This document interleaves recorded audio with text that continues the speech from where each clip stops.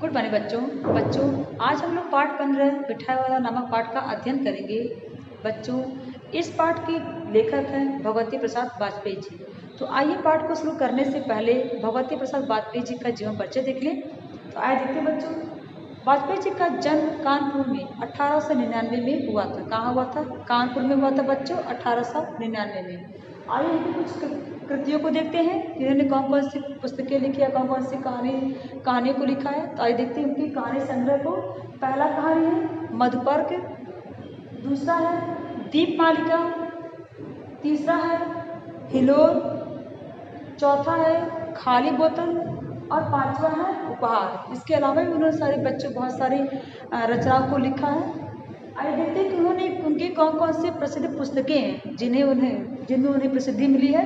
तो आइए देखते हैं उनकी प्रसिद्ध पुस्तकें। कॉफी हाउस के कह कहे इनकी एक प्रसिद्ध पुस्तक है। दूसरा है दास कबीरा जतन से ओढ़ी, ये उनका दूसरा का प्रसिद्ध पुस्तक है दूसरी। तीसरा है पति परमेश्वर, तीसरा बच्चों पति परमेश्वर, ये इनकी प्रसिद्ध पुस्तकें हैं। आए बच्चों देखते हैं मिठाई वाला एक ऐसा व्यक्ति है जो उस मोहल्ले में पहले भी अन्य वस्तुओं को बेचने के लिए आ चुका है। यानी कि जिस मिठाई वाले की बात लेखक कर रहे हैं वह पहले भी अन्य वस्तुओं को बेचने इस मोहल्ले में आ चुका है। उसकी मनमोहक आवाज़ को सुनकर बच्चे उसके पास भागे चले आते हैं। यानी कि बच्चे जब उसकी मनमोहक आवाज़ को सुनते हैं तो उसके पास खींचे हुए चले आते हैं। श्री भगवती प्रसाद वाजपेयी ने अपनी सशक्त लेखनी से मिठाई वाले का इतना सजीव रेखा चित्र प्रस्तुत किया है कि पाठक मंत्रमुग्ध होकर उसकी भावनाओं के साथ स्वयं भी अभिभूत हो जाता है। यानी कि जब भी इस कहानी को आप पढ़ेंगे तो आप भी उस कहानी के साथ साथ अपने आप को जोड़ लेंगे। आगे देखते हैं। बहुत ही मीठे स्वरों के साथ वह गलियों में घूमता हुआ कहता है, बच्चों को बहलाने वाला खिलौने वाला। यानी कि जो बहुत ही मीठे स्वरों में, यानी कि बहुत ही मीठी आवाज़ में वह इस तरह से कहता हुआ आ जाता है कि बच्चों को बहलाने वाला खिलौने वाला। इस अधूरे वाक्य को वह ऐसे विचित्र किंतु मीठे मधुर स्वर में गाकर कहता है कि सुनने वाले एक बार अस्थिर हो उठते हैं। यानी कि जब वो ये कहता है कि बच्चों को बहलाने वाला खिलौने वाला, तो वो उसकी आवाज़ ऐसी विचित्र होती थी किंतु मीठी होती थी कि हर कोई सुन करके एक बार ठिठक जाता है, अस्थिर हो जाता है, यानी कि बेचैन हो जाता है एक तरह से।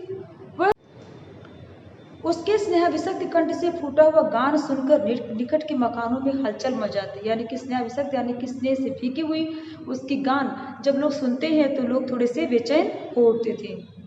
छोटे छोटे बच्चों को अपनी गोद में ली हुई युवतियाँ चिकों को उठाकर छज्जों पर से नीचे झांकने लगती। यानी कि जब मिठाई वाला उस रास्ते से गुजरता तो औरतें जो अपने छोटे छोटे बच्चों को लेकर के चिको, यानी कि चिक मतलब होता है बच्चे पर्दे, उसको उठाकर छज्जों से नीचे अपने घर के से अंदर से वो झांकने लगती थी।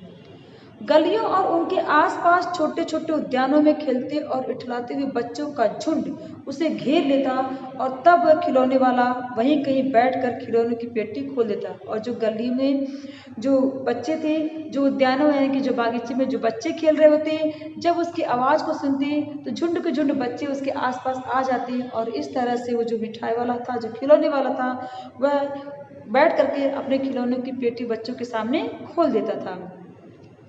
बच्चे खिलौने देखकर पुलकित मतलब प्रसन्न हो उठते। यानी कि बच्चे जब उन खिलौनों को देखते तो बहुत ही वो प्रसन्न हो उठते थे। वे पैसे लाकर खिलौनों का मोल भाव करने लगते, पूछते इसका दाम क्या है। वो बच्चे अपनी तोतली आवाज़ में, छोटे छोटे बच्चे जब खिलौने ले लेते तो उस मिठाई वाले से यानी कि उस खिलौने वाले से पूछते कि इसका दाम क्या है। ऑल इचका। यहाँ पे देखिए लेखक किस तरह से बच्चों की तोतली जुबान से बोल रहे हैं कि ऑल इचका। खिलौना वाला बच्चों को देखता, उनकी नन्ही नन्ही उंगलियों और हथेलियों से पैसे ले लेता और बच्चों की इच्छा अनुसार उन्हें खिलौने दे देता। यानी कि खिलौना वाला जो था वो बच्चों को बड़े प्यार से देखता और उनसे पैसे लेता और जो खिलौना बच्चे चाहते थे वह खिलौना वो उनको दे देता था।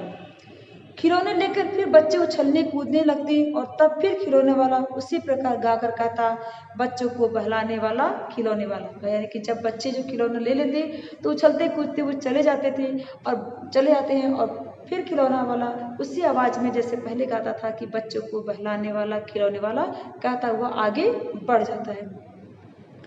सागर के हिलोरे की भांति उसका ये मधुर गान गली भर के मकानों में इस ओर से उस ओर तक लहराता हुआ पहुंचता और खिलौने वाला आगे बढ़ जाता है। यानी कि खिलौने वाले की आवाज़ जो है इस छोर से उस छोर यानी कि आसपास उसके वहाँ पे गूंज जाती और खिलौने वाला अपने खिलौने को लेकर के आगे बढ़ जाता।